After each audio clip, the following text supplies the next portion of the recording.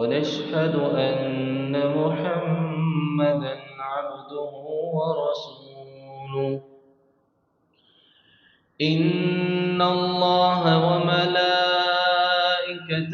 يصلون على النبي يا أيها الذين آمنوا صلوا عليه وسلموا تسليما. اللهم صل على محمد وعلى آل محمد كما صليت على إبراهيم وعلى آل إبراهيم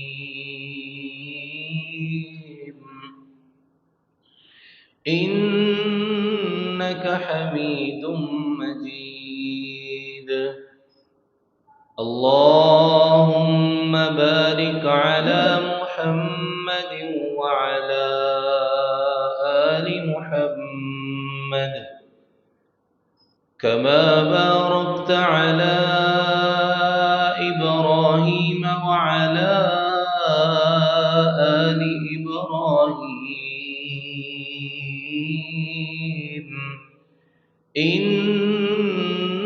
إنك حميد مجيد.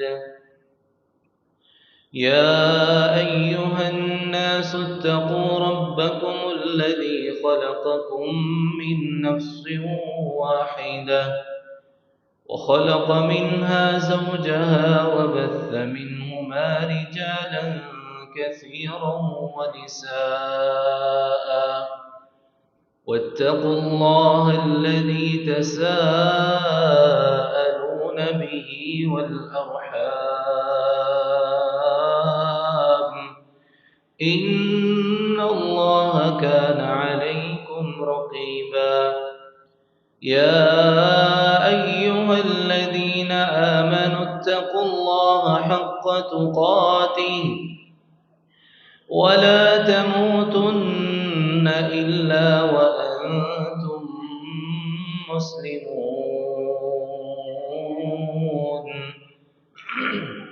يا أيها الذين آمنوا اتقوا الله وقولوا قولا سديدا يصلح لكم أعمالكم ويغفر لكم ذنوبكم ومن يطع الله ورسوله فقد فاز فوزا عظيما. أما بعد فإن خير الحديث كتاب الله وخير الهدي هدي محمد صلى الله عليه وسلم وشر الأمور محدثاتها وكل محدثة بدعة وكل بدعة ضلالة وكل ضلالة في النار. أعوذ بالله السميع العليم من الشيطان الرجيم.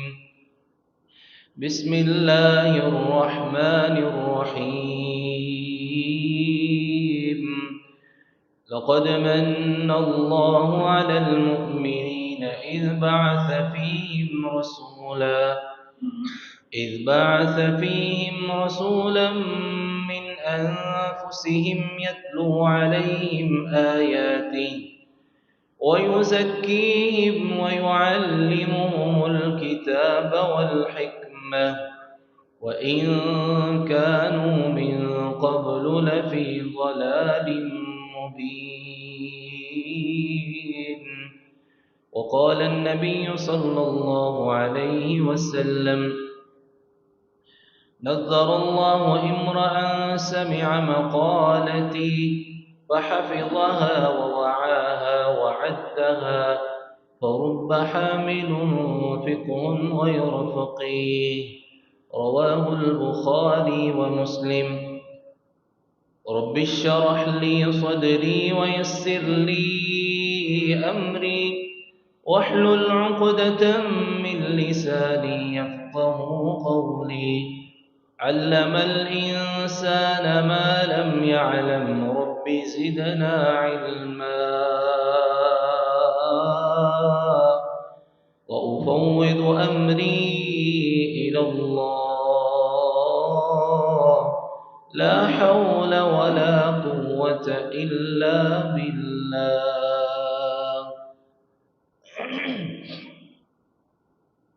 تمام قسم کی تعریفات، تمحیدات، تعظیم، تکریم، تحلیل اللہ رب العزت کی ذات گرامی کے لیے، جو اس پوری دنیا کا پیدا کرنے والا، پالنے والا، حقیقی خالق اور مالک ہے۔ وہی بگڑیوں کو بنانے والا، وہی تنگ دستوں کی تنگ دستیوں کو دور کرنے والا، وہی مشکلات میں پھنسے ہوئے لوگوں کی مشکلات کو آسان کرنے والا ہے۔ وہی حاجت روا، مشکل کشا، سخی داتا و گنج و بخش ہے۔ اس کا کوئی ہم سر ہم نوا نہیں ہے۔ حمد کے بعد بے حد و بے حساب درود و سلام امام الانبیاء، خطیب الانبیاء، امام القبلتین، سید الاولین والآخرین، شافی محشر، ساقی کوثر، خاتم النبیین، رحمت للعالمین، جناب محمد الرسول اللہ صلی اللہ علیہ وسلم کی ذات بابرکت پر۔ حضرات ذی وقار،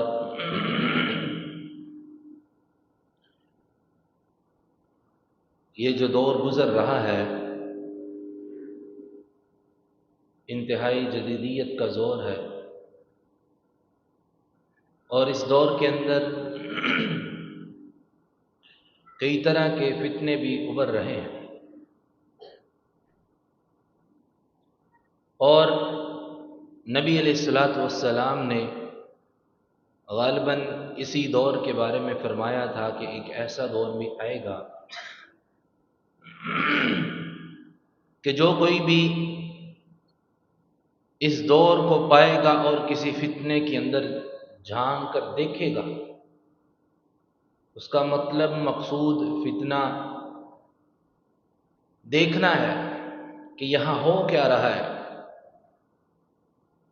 صرف چیک کرنے کے لیے، تو رسول اللہ صلی اللہ علیہ وسلم فرماتے ہیں وہ بندہ فتنے کے اندر مبتلا ہو جائے گا۔ یعنی کہ اتنا پرفتن دور آ چکا ہے کہ آپ کسی بھی فتنے کے بارے میں سرچ کرنا شروع کر دیں تو بہت سارے ایسے لوگ ہیں جو اس فتنے کو صرف جاننے کے لیے کہ اس کے اندر ہے کیا، اس کے اندر مبتلا ہو جاتے ہیں۔ اب اس پرفتن دور میں اپنا ایمان اور دین بچانا بہت مشکل ہو چکا ہے،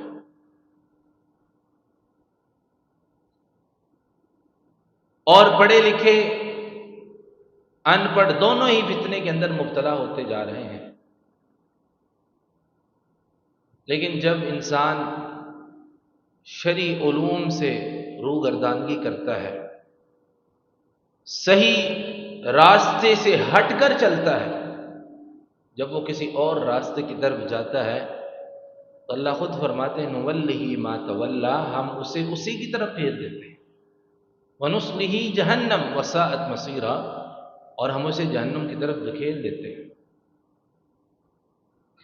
تو سیدھے راستے کو تلاش کرنا اور صحیح علم کو حاصل کرنا، یہ ہر مسلمان کے لیے ضروری ہے، فرض ہے۔ اور علم جو ہے، علم یہ جاہل اور جاننے والے کے درمیان فرق کرتا ہے، اور انسان کو تمام مخلوقات پر فضیلت صرف علم کی وجہ سے ہے،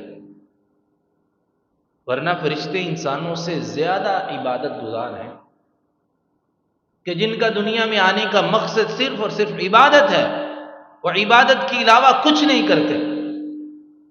لیکن اللہ تعالیٰ نے جب آدم علیہ السلام کو پیدا کیا اور اللہ نے یہ فرشتوں کو حکم دیا، وَإِذْ قَالَ رَبُّكَ لِلْمَلَائِكَةِ اسْجُدُوا لِآدَمَ، اللہ نے فرشتوں کو کہا کہ آدم کو تعظیمی سجدہ کرو، فَسَجَدُوا إِلَّا إِبْلِيسَ، تمام فرشتوں نے سجدہ کیا، ابلیس نے نہیں کیا. لیکن فرشتوں نے بھی اعتراض کیا اور انہوں نے کہا اللہ آپ ایسی مخلوق کو پیدا کر رہے ہیں جو دنیا کے اندر فساد برپا کرے گی، دنیا میں خون بہائے گی. وَنَحْنُ نُسَبِّحُ بِحَمْدِكَ وَنُقَدِّسُ لَكَ، اور ہم آپ کی تعریف اور آپ کی عظمت کو بیان کرنے کے لیے کافی نہیں ہے. اللہ تعالیٰ نے کہا نہیں، جو میں جانتا ہوں وہ تم نہیں جانتا. پھر اللہ نے کہا وَعَلَّمَ آدَمَ الْأَسْمَاءَ، پھر ہم نے آدم کو کچھ نام سکھائے. ثُمَّ عَرَضَهُمْ عَلَى الْمَلَائِكَةِ، آدم علیہ السلام نے وہ نام فرشتوں کے سامنے پڑھے. فقال، پھر اللہ نے کہا انبئونی باسماء هؤلاء ان کنتم صادقین، جو میں نے آدم کو علم سکھایا ہے، جو آدم کو نام سکھائے ہیں، تم ان ناموں کو جانتے ہو؟ اس نے کہا نہیں، لا علم لنا الا ما علمتنا، اللہ ہم وہی علم جانتے ہیں جو تو نے ہمیں سکھایا. تو یہاں آدم علیہ السلام کی جو فوقیت ہے، انسان کی جو عظمت اور فضیلت ہے، وہ انسان کے علم کی وجہ سے. کہ آدم علیہ السلام کو وہ چیزیں یاد تھیں، اللہ نے وہ علم عطا کیا تھا جو فرشتوں کے پاس میں نہیں تھا. تو علم جو ہے یہ انسان کے اندر امتیاز پیدا کرتا ہے. اور اسی طرح نبی علیہ السلام نے فرمایا کہ ایک جو عام کتا ہے، اگر یہ کوئی جانور اٹھا لیا، اب اس کا وہ جانور مردار ہے تو وہ قابل قبول نہیں ہے. لیکن نبی علیہ السلام نے فرمایا جو کتا سدھارا ہوا ہے، جس کو سکھایا گیا ہے، جس کو شکاری کتا کہتے ہیں، اگر وہ جانور کو پکڑ کے لائے تو اس کا لایا ہوا جانور کھایا جا سکتا ہے. اب اس کا کیا مطلب ہے؟ اس کو سمجھیے کہ دونوں ہی جانور ہیں، دونوں کتے ہیں، لیکن ان دونوں میں فرق کس نے کیا؟ علم نے. کہ جو شکاری کتا ہے اس کو سکھایا جاتا ہے، اس کی ٹریننگ کروائی جاتی ہے کہ وہ اگر شکار کرے گا تو وہ اس کے اندر اپنا منہ نہیں مارے گا، وہ شکار کو پکڑے گا، دبوچے گا، لیکن کھائے گا نہیں. اس لیے اس کا شکار کیا ہوا جانور حلال قرار دیا ہے. یہ ہے علم اور لا علمی میں فرق. اس بات سے آپ اندازہ لگا لیں کہ علم جو ہے اور جہالت جو ہے وہ اتنا فرق رکھتی ہے. تو اس لیے انسانوں کے مابین علم کو حاصل کرنا بہت ضروری ہے.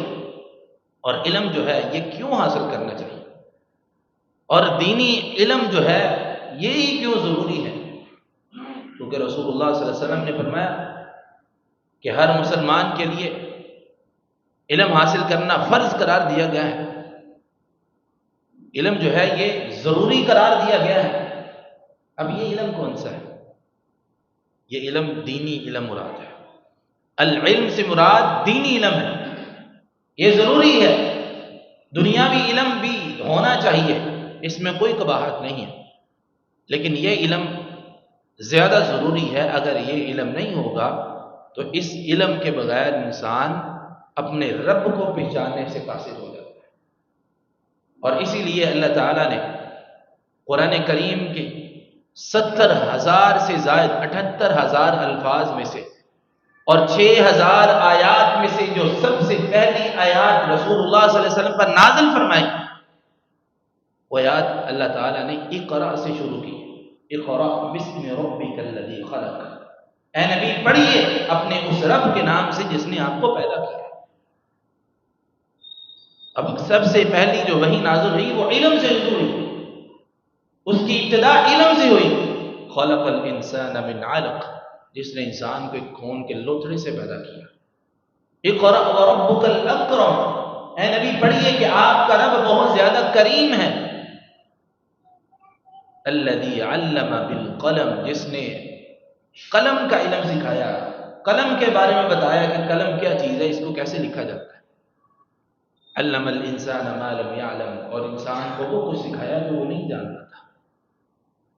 تو اللہ تعالیٰ نے قرآن کریم کی تمام آیات جو کہ ہر اعتبار سے بہت معزز ہیں، فضیلت والی ہیں، لیکن اللہ تعالیٰ نے سب سے پہلے جو وحی کے لیے آیات منتخب کی وہ علم کے بارے میں منتخب کی، اور اس میں یہ فرمایا کہ اے نبی آپ علم کو حاصل کریں، آپ پڑھیے، آپ قلم کا علم حاصل کریں۔ سکھایا گیا، رسول اللہ صلی اللہ علیہ وسلم کو بتایا گیا، اور نبی علیہ الصلوۃ والسلام فرماتے ہیں مجھے جب غار ہیرا کے اندر میں نے جب دیکھا ایک عجیب و غریب مخلوق کو، تو اس نے مجھے کہا اقرا، پڑھو۔ میں نے کہا ما انا بقاری، رسول اللہ صلی اللہ علیہ وسلم نہیں پڑھے ہوئے تھے، آپ نے کہا نہیں میں نہیں پڑھ سکتا۔ پھر اس نے کہا پڑھو، آپ نے کہا ما انا بقاری۔ اللہ کے نبی فرماتے اس نے، جبرائیل نے مجھے پکڑا اور جھنجھوڑا، 3 مرتبہ مجھے گلے لگا کر جھنجھوڑا، پھر انہوں نے کہا اقرا بسم ربک الذی خلق، اے نبی آپ پڑھیے اپنے اس رب کے نام سے جس نے آپ کو پیدا کیا۔ رسول اللہ صلی اللہ علیہ وسلم کو جو جھنجھوڑا گیا، آپ کو سینے سے لگایا گیا، بعض علماء کہتے ہیں کہ جبرائیل علیہ السلام نے اپنا علم ان تک منتقل کیا، اور اللہ کے نبی صلی اللہ علیہ وسلم پیچھے پیچھے یہ پڑھنا شروع ہو گئے۔ تو علم کی فضیلت کے لیے یہ آیات اتنی معتبر ہیں کہ اللہ تعالیٰ نے قرآن کی تمام آیات کو مؤخر کر کے علم کی آیات کو مقدم کرتے ہوئے رسول اللہ صلی اللہ علیہ وسلم پر سب سے پہلے علم والی آیات نازل فرمائی۔ اور اسی طرح امام بخاری رحمۃ اللہ علیہ فرماتے ہیں وَبَعْدَ أَن تُصَوَّدُوا وَقَدْ تَعَلَّمَ أَصْحَابُ النَّبِيِّ صلی اللہ علیہ وسلم فی کبر سنیہم، کہ اللہ کے نبی صلی اللہ علیہ وسلم کے جو صحابہ تھے یہ اپنی بڑھاپے کی عمر میں بھی جا کر علم کو حاصل کرتے تھے، یہ اپنے بڑھاپے کے علم میں پہنچنے کے باوجود بھی علم کو حاصل کرتے تھے۔ علم کے اتنے ہی متلاشی تھے کہ کبھی بھی یہ نہیں سوچتے تھے کہ ہماری عمر کیا ہے، عمر کا تقاضا کیا ہے، نہیں، اپنی آخری عمر کے اندر بھی علم کو حاصل کرتے تھے۔ اور امام بخاری رحمۃ اللہ علیہ کے بارے میں آتا ہے کہ دور دراز کئی راتوں کا سفر صرف ایک حدیث کو حاصل کرنے کے لیے کیا کرتے تھے۔ یہ کس وجہ سے کہ علم کی تلاش میں، حدیث کو پہنچانے کی جد و جہد میں، حدیث کو پہنچانے کے شوق میں اور علم کو حاصل کرنے میں اتنے لمبے لمبے سفر کیا کرتے تھے۔ اور اسی طرح علم 2 چیزوں کا نام ہے، اور 2 طرح کے علم، ایک ہے فرض کفایہ اور ایک ہے فرض عین۔ اب جو فرض کفایہ علم ہے وہ جتنے بھی تفصیلی عقائد اور احکامات ہیں، جو لمبی لمبی ابحاث ہیں عقائد کے بارے میں، احکامات کے بارے میں، جس میں وراثت ہے، زکوٰۃ ہے، دیگر جو ایسے علوم جو ایک خاص طبقہ علماء کا عالم جو ہوتا ہے وہ اس علم کو حاصل کرتا ہے، تو یہ سب کے لیے ضروری نہیں ہے۔ مثلا ایک بندہ غریب ہے، اسے زکوٰۃ کے مسائل سے کوئی لینا دینا نہیں، ایک بندے کے پاس جائیداد نہیں ہے، اسے وراثت کے مسائل سے کچھ لینا دینا نہیں، اسے ان علوم کی، عام بندے کو ان علوم کو سیکھنے کی کوئی پابندی نہیں ہے، یہ واجب نہیں ہے اس پر۔ اسی طرح جو علم فرض عین ہے وہ علم رسول اللہ صلی اللہ علیہ وسلم نے اس کو واضح کر دیا۔ جناب علی مرتضی رضی اللہ تعالیٰ عنہ بیان کرتے ہیں کہ رسول اللہ صلی اللہ علیہ وسلم نے ارشاد فرمایا طلب العلم فریضۃ علی کل مسلم، کہ علم کو حاصل کرنا ہر مسلمان پر فرض کر دیا گیا ہے۔ اور آپ نے اس کی وضاحت فرمایا ان یعرف الصلاۃ والصیام، کہ اسے یہ معرفت ہو کہ روزہ کیا ہے، نماز کیا ہے، روزے کے احکامات ہر انسان کو فرض ہے جاننے چاہیے۔ نماز کے احکامات ہر بالغ جس پر نماز فرض ہو جاتی ہے، ہر مسلمان پر فرض ہے کہ نماز کے احکامات کون سے ہیں، کن کن چیزوں سے نماز ٹوٹ جاتی ہے، کن کن وجہوں سے نماز قبول نہیں ہوتی، نماز کا پڑھنے کا طریقہ کیا ہے، روزے کے آداب کیا ہے، وقت کب شروع ہوتا ہے، وقت اختتام کب ہوتا ہے۔ اور اسی طرح نبی علیہ الصلوۃ والسلام کا والحرام، حرام کے بارے میں ہر انسان کو علم ہونا چاہیے کہ کون کون سی چیزیں اللہ نے حرام قرار دی ہیں، کن کن کاموں کو اللہ نے حرام قرار دیا ہے۔ والحدود والاحکام، اور فرمایا اللہ کی حدود کے بارے میں بھی علم ہونا چاہیے کہ اللہ کی حدود کون سی ہے۔ حدود کا مطلب کیا ہے کہ اللہ نے جو انسان کے لیے حد رکھی ہے کہ یہاں سے آگے نہیں جانا، اور بعض جو چھوٹے احکام و مسائل ہیں ان کا علم بھی ہونا ضروری ہے۔ یہ وہ علم ہے جو فرض عین ہے، جو ہر کسی کو ہونا ضروری ہے، اس سے اس کے بارے میں سوال کیا جائے گا۔ تو ہمارے ہاں، ہمارے اس معاشرے میں آپ دیکھ لیں کہ بہت سارے ایسے دوست احباب جو ان چھوٹے موٹے مسائل سے بھی بہت دور ہیں، ان کو پتہ ہی نہیں ہے، حتیٰ کہ نماز اور روزے کے بعد مسائل کا ہمارے لوگوں کو علم نہیں ہے۔ تو علم جو ہے یہ عام بندے کے لیے، ہمارے لیے جو عام علم ہے وہ یہی ہے، نماز کے بارے میں، روزے کے بارے میں، حج کے بارے میں، عمرہ کے بارے میں۔ اسی طرح حرام کیا ہے، اللہ نے کن کن چیزوں کو حرام قرار دیا ہے اس کا علم ہونا چاہیے، اور اس کے اندر جو خفیہ راستے ہیں ان کے بارے میں اسے پتہ ہونا چاہیے۔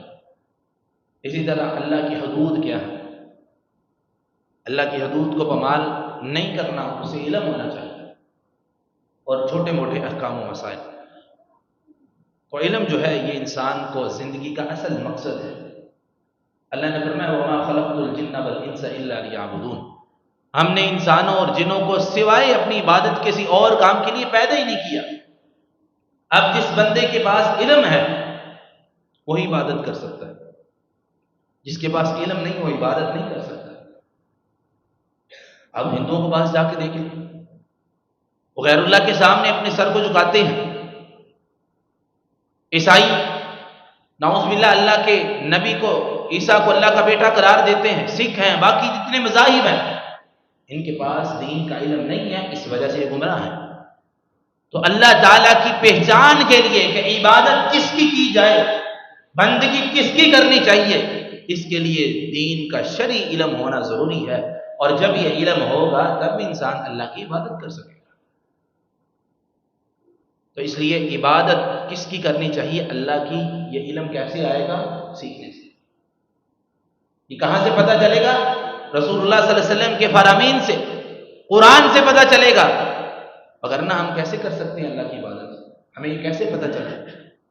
تو اسی طرح اللہ نے خود فرمایا فاذکروا اللہ کما علمکم ما لم تکونوا تعلمون، اللہ کا ذکر اس طرح کرو جس طرح تمہیں سکھایا گیا ہے۔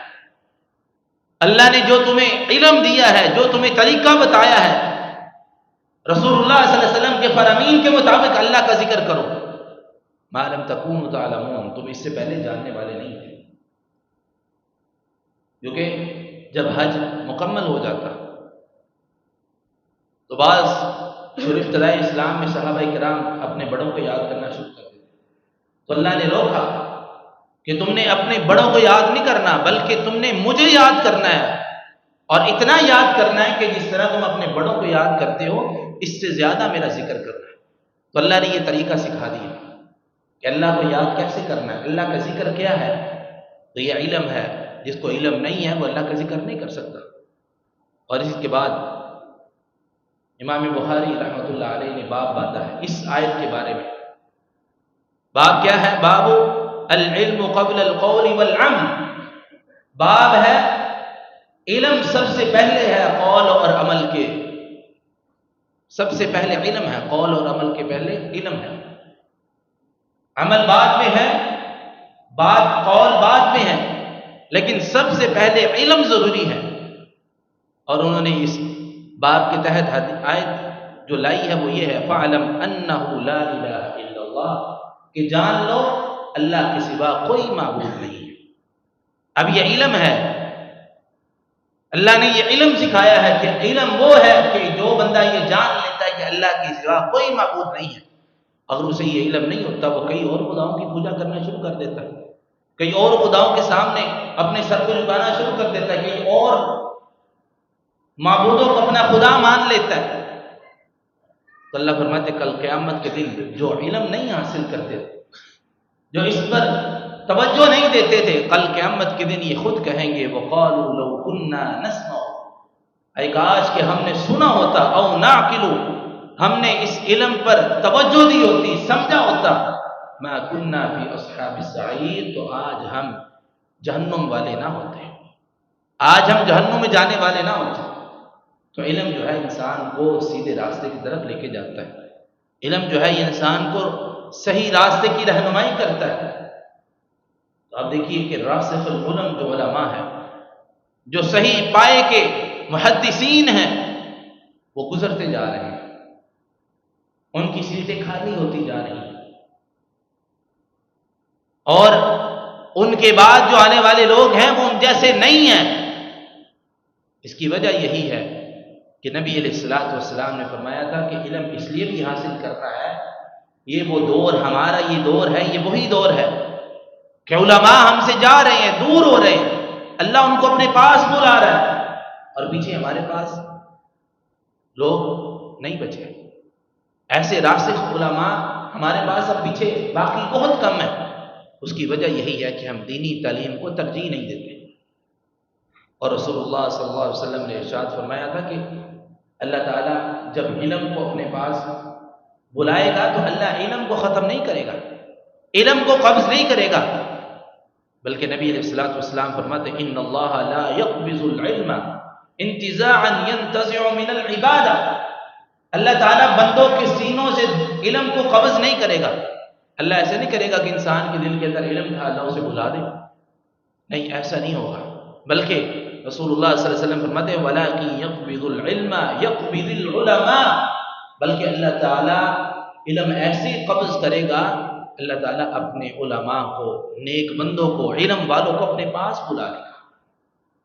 علماء جلدی سے دنیا میں جانا شروع ہو جائیں گے، طے بطے علماء جانا شروع ہو جائیں گے، اور یہ علم کو ختم کرنے کا ایک ذریعہ اللہ نے بنایا ہے کہ اللہ ایسے علم کو ختم کرے گا۔ نبی علیہ الصلوۃ والسلام فرماتے ہیں جب یہ علماء اللہ کے پاس چلے جائیں گے، دنیا سے علم کم ہو جائے گا، ختم ہو جائے گا، حتی اذا لم یبقی عالما، پھر جو باقی علم والے رہ جائیں گے، اتخذوا الناس رؤوسا، لوگ ان کو اپنا سردار بنا لیں گے، جہالا، جو جاہل ہوں گے، جن کے پاس علم تو ہوگا لیکن ان کا پاس راسخ علم نہیں ہوگا، وہ علم لوگوں کو گمراہ کرنے والا علم ہوگا، لوگ ان کو سردار بنا لیں گے، اپنا امام اور پیشوا بنا لیں گے، ان کی پیروی کرنا شروع کر دیں گے، حتیٰ کہ نبی علیہ الصلوۃ والسلام فرماتے ہیں فَسُئِلُوا فَافْتَعُوا، لوگ ان سے سوال کریں گے، ان سے فتویٰ مانگیں گے، وہ ان کو فتویٰ جاری کریں گے، ان کو فتویٰ دیں گے بغیر علم، بغیر علم کے، لوگ ان کے پاس اپنا کوئی فتویٰ، اپنا کوئی سوال لے کے جائیں گے تو وہ بغیر علم کے، ظاہری بات ہے وہ جاہل ہوں گے، ان کے پاس علم نہیں ہوگا، تو وہ بغیر علم کے فتویٰ جھاڑیں گے، اس فتوے سے لوگ گمراہ ہو جائیں گے، اور رسول اللہ صلی اللہ علیہ وسلم فرماتے ہیں فَضَلُّوا وَأَضَلُّوا، ان کے پیروکار بھی گمراہ ہوں گے، یہ خود بھی گمراہ ہوں گے۔ اب یہ بات کن کی ہو رہی ہے؟ یہ علماء کی بات ہو رہی ہے، جو جاہل علماء ہے، اور لوگ ان کو اپنا پیشوا بنا لیں گے، ممبر و محراب کی زینت بنا لیں گے، ان سے فتوے مانگیں گے، اور ان کو اپنا مذہبی پیشوا بناتے ہوئے ان سے احکام و مسائل دریافت کریں گے، تو یہ ان کو غلط احکام و مسائل بتائیں گے۔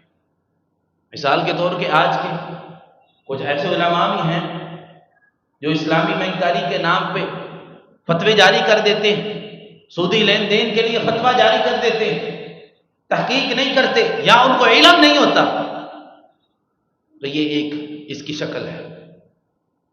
اور اسی طرح علماء کا دنیا سے جانا، ان 5، 6، 7 سالوں کے اندر میرا تعلیمی اور علماء کے ساتھ تعلق ہے، واللہ جتنے علماء ان 5-6 سالوں کے اندر دنیا سے گئے، اس سے پہلے کبھی ایسے علماء دنیا سے نہیں گئے۔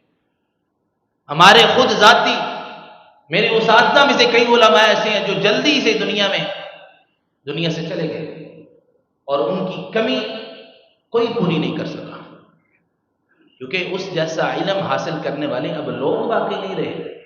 لوگوں نے اپنی ترجیحات کو بدل لیا ہے، اپنی ترجیحات کسی اور کاموں میں لگا لی ہے، اپنی ترجیحات کو بدل کر کسی اور معاملات میں اپنے آپ کو مصروف کر لیا ہے۔ تو یہ علم جو ہے یہ انسان کو اللہ کی معرفت دیتا ہے، اور اسی طرح یہ علم حاصل کرنے والے اللہ کے پسندیدہ بندے ہوتے ہیں۔ یہ عام لوگ نہیں ہوتے، یہ ہمارا انتخاب نہیں ہے، یہ اللہ کا انتخاب ہے، کیونکہ رسول اللہ صلی اللہ علیہ وسلم نے فرمایا من یرید اللہ بہ خیر، اللہ جس بندے کے ساتھ خیر اور بھلائی کا ارادہ رکھتا ہے، اللہ کو جو بندہ پسند آتا ہے، یفقہہ فی الدین، اللہ اس بندے کو دین کی فہم عطا کرتا ہے، اللہ اس بندے کو دین کے راستے پر چلا دیتا ہے، وہ علم کے راستے پر چل پڑتا ہے۔ اللہ اس بندے کے ساتھ جس کے ساتھ اللہ محبت کرتا ہے، خیر خواہی کا ارادہ رکھتا ہے۔ تو جو عالم ہے، جو دین کا علم حاصل کرنے والا ہے، راسخ علم حاصل کرنے والا ہے، اس کی نیت یہ ہے کہ وہ علم حاصل کرے گا، لوگوں کو فائدہ پہنچائے گا، لوگوں تک رسول اللہ صلی اللہ علیہ وسلم کے فرامین پہنچائے گا، وہ اللہ کا پسندیدہ بندہ ہے، اس کا انتخاب اللہ نے کیا ہے، اس کا انتخاب اللہ نے کیا ہے، اور اللہ اس کے ساتھ خیر اور بھلائی کا ارادہ چاہتا ہے۔ خیر اور بھلائی کیا ہے؟ اگر وہ عالم بن جاتا ہے، علم سیکھ لیتا ہے، اس کے دن اور رات تبلیغ کے اندر گزرتے ہیں، قال اللہ و قال الرسول کے کلمے اپنی زبان سے بلند کرتا ہے، ہر وقت، ہر رات، ہر دن وہ اللہ کے اور اس کے رسول کے فرامین کو سنانے میں وقت گزارنے لگاتا ہے۔ جب اس کا وقت اسی کام میں، اسی معاملات میں خرچ ہوتا ہے، لگتا ہے، وہ بندہ اللہ کا نیک بندہ بن جاتا ہے۔ تو اللہ کے اس کے ساتھ یہ خیر کا ارادہ کیا ہے کہ اللہ اس کو سیدھے راستے کی طرف اور انبیاء علیہ الصلوۃ والسلام کا وارث بنا دیتا ہے۔ تو علم جو ہے یہ انسان کو اللہ تعالیٰ کے پسندیدہ بندوں میں شامل کر دیتا ہے، اور اسی طرح اللہ نے فرمایا انما یخشی اللہ من عبادہ العلماء، اللہ سے جو سب سے زیادہ ڈرنے کا حق رکھتے ہیں وہ علماء ہیں، وہ علم والے ہیں، وہ علم کو جاننے والے ہیں، علم کے متلاشی ہیں، جو عالم ہیں، وہ اللہ کو سب سے زیادہ اللہ سے ڈرنے والے ہیں۔ کیونکہ ایک عام بندہ اور ایک عالم جو حدیث کو جانتا ہے، جو اللہ کی حدود کے بارے میں جانتا ہے، کبیرہ گناہوں کے بارے میں جانتا ہے، ہر معاملے کے بارے میں اس کو علم ہے، وہ اللہ سے زیادہ ڈرنے والا ہے، اللہ سے اس کو خوف اللہ سے زیادہ آتا ہے، اسے پتہ ہے کہ اگر میں یہاں گناہ کروں گا، برائی کروں گا، یہ کام غلط ہے۔ لیکن ایک بندہ جاہل ہے، جس کو علم ہی نہیں ہے، جو گناہ کو پہچان ہی نہیں سکتا، تو وہ بندہ گناہوں سے کیسے بچے گا، اللہ سے کیسے ڈرے گا؟ اور اسی لیے نبی علیہ الصلوۃ والسلام نے اس بندے کے لیے خصوصی دعا فرمائی ہے جو بندہ علم کو حاصل کرتا ہے اور آگے پھیلاتا ہے۔ اب یہ جو ساری باتیں میں کر رہا ہوں، یہ عام علم، اس سے آپ عام عوام مراد ہیں، اس سے علماء مراد نہیں ہے۔ رسول اللہ صلی اللہ علیہ وسلم نے فرمایا نظر اللہ امرأ سمع منا، اللہ اس بندے کے چہرے کو تر و تازہ رکھے، اللہ اس بندے کے چہرے کو خوشباش رکھے، یہ اللہ کے نبی صلی اللہ علیہ وسلم کی دعا ہے۔ فرمایا سمع منا، جس نے کوئی حدیث مجھ سے سنی، میری حدیث اس تک پہنچی، فحفظھا، اس نے اس حدیث کو یاد کر لیا۔ کسی عالم نے حدیث بیان کی، اس نے حدیث کو سنا، اس نے اس کو یاد کر لیا، فردھا، پھر اس کو لوگوں تک پہنچایا۔ اس نے حدیث کو سنا، یاد کیا، فحفظھا، پھر اس نے اس کو یاد کرنے کے بعد حتی یبلغ غیرہ، اس نے باقی لوگوں تک اس حدیث کو پہنچایا۔ رسول اللہ صلی اللہ علیہ وسلم فرماتے ہیں اللہ ایسے بندے کے چہرے کو تر و تازہ رکھے، اللہ اس بندے کے چہرے کے پریشانیوں کو اللہ دور کر دیتا ہے۔ اور جس کو رسول اللہ صلی اللہ علیہ وسلم کی دعا لگ جائے میرے بھائیوں، جس کو رسول اللہ صلی اللہ علیہ وسلم کی دعا لگ جائے، اس بندے کا چہرہ تر و تازہ ہو جاتا ہے، خوشنما ہو جاتا ہے۔ اللہ اس کو، اس کے جسم کو بھی، اس کے سینے کو بھی، اس کے چہروں کو بھی نور سے بھر دیتا ہے۔ تو یہ علم کا نور ہے۔ تو اس لیے علم کو حاصل کرنے والا رسول اللہ صلی اللہ علیہ وسلم کی دعا کا موجب بن جاتا ہے، اور اللہ کے نبی صلی اللہ علیہ وسلم کی دعا جو کہ مقبول دعا ہے، اور اسی طرح جو حقیقی انبیاء کے وارث ہیں وہ علماء ہیں، علم کو حاصل کرنے والے ہیں۔ رسول اللہ صلی اللہ علیہ وسلم نے فرمایا وَإِنَّ الْعُلَمَاءَ وَرَثَةُ الْأَنْبِيَاءِ، جو علماء ہیں یہ انبیاء کے وارث ہیں۔ انبیاء کے وارث یعنی کہ انبیاء کے وارث کی مراد کیا ہے کہ ان کے صحیح حقیقی وارث ہیں۔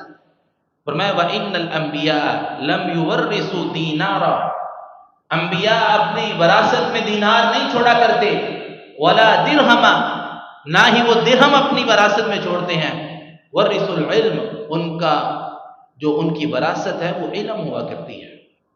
انبیاء کی وراثت علم ہوا کرتی ہے۔ فَمَنْ أَخَذَهُ أَخَذَ بِحَظٍّ وَافِرٍ، پھر جو بندہ بھی اس وراثت کو، اس علم کو حاصل کرنا چاہے، اسے چاہیے کہ وہ وافر مقدار میں اس علم کو حاصل کرے۔ تو انبیاء علیہ السلام کے وارث کون ہیں؟ علماء، علم کو حاصل کرنے والے، علم کے لیے کوششیں کرنے والے، علم کے بارے میں تگ و دو کرنے والے۔ رسول اللہ صلی اللہ علیہ وسلم جب اس دنیا سے گئے تو ایک صحابی نے آواز لگائی فجر کے بعد، اس نے کہا مسجد نبوی کے اندر رسول اللہ صلی اللہ علیہ وسلم کی وراثت تقسیم ہو رہی ہے۔ جو مسجد میں آئے تھے اور جو پیچھے رہ گئے تھے وہ تمام لوگ بھاگے بھاگے مسجد نبوی کی طرف آئے۔ انہوں نے آ کر دیکھا اب رسول اللہ صلی اللہ علیہ وسلم کی وراثت کیا تھی؟ صحابہ کرام رضوان اللہ مجمعین گروہ در گروہ بیٹھ کر کوئی قرآن پڑھ رہا تھا، کوئی حدیث پڑھ رہا تھا، قرآن اور حدیث سیکھا اور سکھایا جا رہا تھا۔ تو یہ رسول اللہ صلی اللہ علیہ وسلم کی وراثت ہے۔ حضرات، ہم بڑا فخر کرتے ہیں، ہمارا کوئی باپ دادا ہمیں کوئی چیز وراثت میں چھوڑ جائے، مال و متاع جائیداد چھوڑ جائے، آج جن کے پاس ان کے آباء و اجداد نے جائیداد چھوڑی وہ بڑے خوش ہیں، اپنے آباء و اجداد پر بڑے راضی ہیں، فخر کرتے ہیں، بتاتے ہیں کہ ہمارے باپ دادا نے یہ جائیداد چھوڑی ہے، جی ہمیں بڑا فائدہ ہو رہا ہے۔ اور انبیاء کی جو وراثت ہے یہ سب سے بہترین وراثت ہے، وہ علم ہے، کیونکہ انبیاء دنیا سے چلے گئے اور رسول اللہ صلی اللہ علیہ وسلم آخری نبی ہیں، آپ کے بعد اب کوئی نبی نہیں آئے گا، اور اب انبیاء کا وہ فریضہ جو ہے وہ کس نے سر انجام دینا ہے؟ وہ میں نے اور آپ نے سر انجام دینا، وہ ہم نے علم سیکھ کر اس علم کو آگے پہنچانا ہے۔ اور اسی طرح نبی علیہ الصلوۃ والسلام نے خود فرمایا بلغوا عنی ولو آیا، میری طرف سے اگر تمہیں ایک حدیث یا ایک آیت ملتی ہے تم پر یہ فرض ہے کہ اس کو آگے پہنچاؤ۔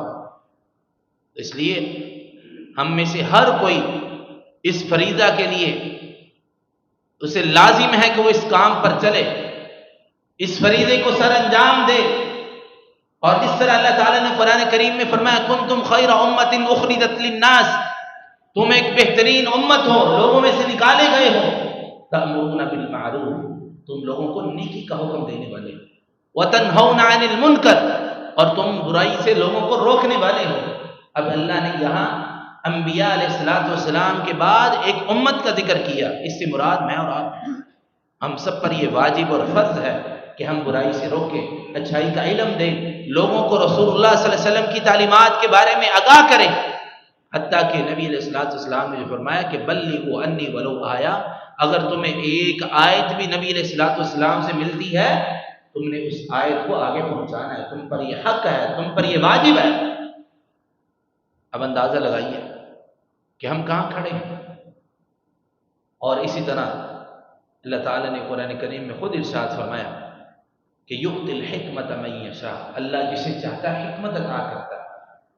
یہ حکمت سے مراد انبیاء کی نبوت بھی ہے اور ان کا علم بھی ہے، اور فرمایا ومن یؤتی الحکمت، اور اللہ جسے حکمت عطا کر دیتا ہے، جس کو اللہ علم عطا کر دیتا ہے، جس کو دانائی عطا کر دیتا ہے، فقد اوتی خیرا کثیرا، اللہ اسے ہر بھلائی عطا کر دیتا ہے۔ تو علم جو ہے یہ بھلائی ہے، یہ اللہ کی عطا ہے، یہ اللہ تعالیٰ کی طرف سے ایک تحفہ ہے، اور یہ اللہ جسے چاہتا ہے اسے عطا ہوتی ہے، ہر کوئی اس کو نہیں لے سکتا۔ اور رسول اللہ صلی اللہ علیہ وسلم کے بارے میں جو اللہ تعالیٰ نے قرآن کریم میں آیت کریمہ نازل فرمائی کہ نبی جو ہم نے تم میں بھیجا ہے، لقد من اللہ علی المؤمنین، ہم نے مومنوں پر جو احسان کیا وہ یہ ہے کہ اذ بعث فیہم رسولا، ہم نے انہی میں سے ایک رسول کو بھیجا، یتلو علیہم آیاتی، وہ ہماری آیات ان کو پڑھ کے سناتا ہے، ویزکیہم، اور ان کا تزکیہ نفس کرتا ہے، ویعلمہم الکتاب والحکمہ، اور ان کو کتاب کا اور حکمت کا علم سکھاتا ہے۔ تو رسول اللہ صلی اللہ علیہ وسلم کا دنیا میں آنے کا اصل مقصد کیا تھا؟ کہ لوگوں کو اللہ کی آیات پڑھ کے سنانا۔ اب آیات پڑھ کے سنانے کی مراد کیا ہے؟ کہ تاکہ لوگ اپنا تزکیہ نفس کریں، اپنے آپ کو گناہوں سے پاک کریں، وَيُعَلِّمُهُمُ الْكِتَابَ وَالْحِكْمَةَ، اور لوگ کتاب اور علم کا حکمت کا علم حاصل کریں۔ رسول اللہ صلی اللہ علیہ وسلم علم دے کر بھیجے گئے تھے، اور آپ نے خود فرمایا انما بعثم، میں بھیجا گیا ہوں عالم بنا کر، میں تمہارے اندر ایک عالم بنا کر بھیجا گیا ہوں، یعنی کہ علم سکھانے والا بنا کر بھیجا گیا ہوں۔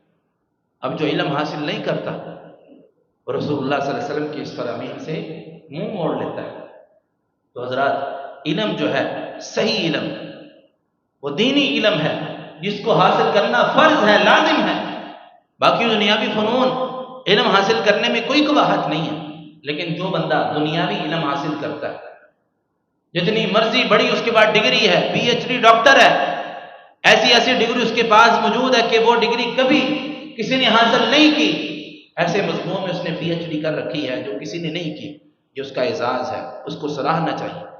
لیکن اگر اس کے پاس دینی علم نہیں ہے تو اس کا وہ علم بے فائدہ ہے، اس کا وہ علم دنیا کے لیے ہے، آخرت میں اس کو کوئی فائدہ نہیں ہوگا۔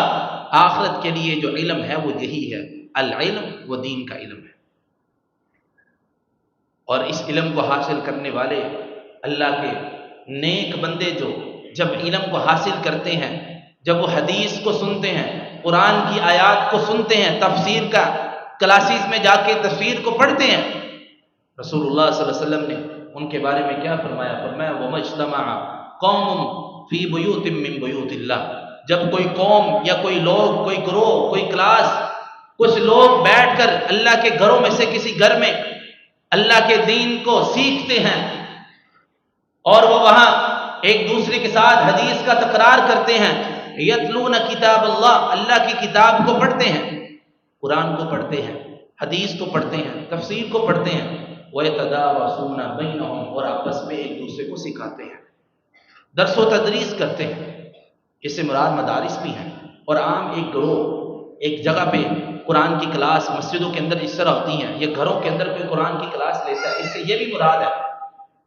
اللہ فرماتے ہیں، رسول اللہ صلی اللہ علیہ وسلم فرماتے ہیں اِلَّا نَزَلَتْ عَلَيْهِمُ السَّكِينَةُ، اللہ ان پر اپنا اطمینان اور سکون نازل فرماتا ہے، یعنی کہ جب تک وہ قرآن پڑھتے رہتے ہیں، جس گھر کے اندر، جس جگہ کے اندر، جس مدرسے کے اندر، مسجد کے اندر، جس کلاس کے اندر قرآن کا علم سکھایا جاتا ہے، قرآن پڑھا جاتا ہے، حدیث پڑھی جاتی ہے، نبی علیہ السلام فرماتے ہیں اِلَّا نَزَلَتْ عَلَيْهِمُ السَّكِينَةُ، اللہ ان پر سکینت کو نازل کرتا ہے، ان پر اللہ تعالیٰ کی طرف سے اطمینان اور سکون نازل ہوتا ہے، وَغَشِيَهُمُ الرَّحْمَةُ، اللہ ان کو اپنی رحمت میں لپیٹ لیتا ہے۔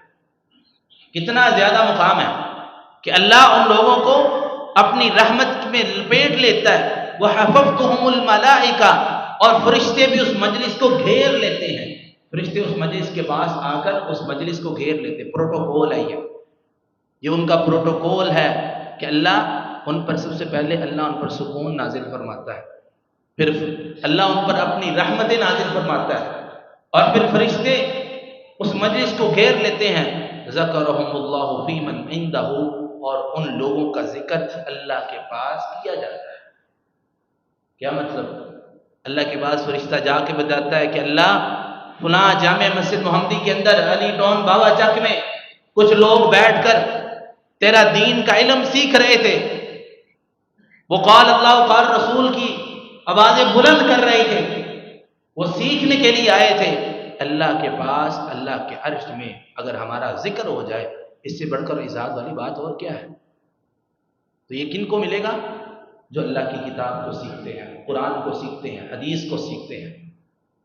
عزیز دوستو، آج جو اس پرفتن دور کے اندر اگر ہم نے اپنے آپ کو بچانا ہے، یہ الیکٹرانک میڈیا ہے، پرنٹ میڈیا ہے، سوشل میڈیا ہے، اس کے فتنے سے ہم نے اگر اپنے آپ کو بچانا ہے تو ہمیں دین کا علم حاصل کرنا پڑے گا، ورنہ آپ دیکھتے ہیں کتنے لوگ ان فتنوں کے اندر مبتلا ہیں۔ کوئی بندہ ایک موبائل لگا کر، اسٹینڈ لگا کر، ویڈیو بنا کر دینی علوم لوگوں کے سامنے پیش کرنا شروع کر دیتا ہے، اپنی سرچ کے مطابق اپنی من مرضی کا دین پھیلانا شروع کر دیتا ہے، تو اگر ہم ان کو سنیں گے تو گمراہ ہو جائیں گے۔ لیکن اگر ہمارے پاس راسخ علم ہوگا، ہم اگر علم کو حاصل کریں گے، دین کا حقیقی علم حاصل کریں گے، تو پھر ہم گمراہ نہیں ہو سکتے، ہم ان کی باتوں میں نہیں آ سکتے، تو آپ سوچ بھی نہیں سکتے۔ عوام الناس اندازہ نہیں لگا سکتی کہ کیسے کیسے فتنے آ چکے ہیں۔ ان فتنوں سے بچنے کے لیے ہمیں دین کا علم حاصل کرنا ضروری ہے۔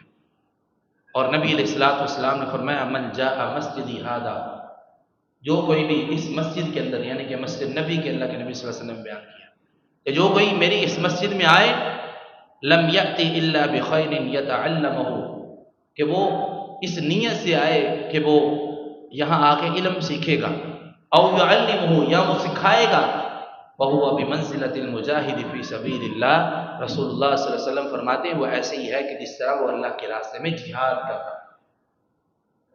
وہ مجاہد جو اللہ کے راستے میں جہاد کرنے والا ہے، یہ اس کی منزل پر پہنچ جاتا ہے، اس کا یہ مقام و مرتبہ بن جاتا ہے۔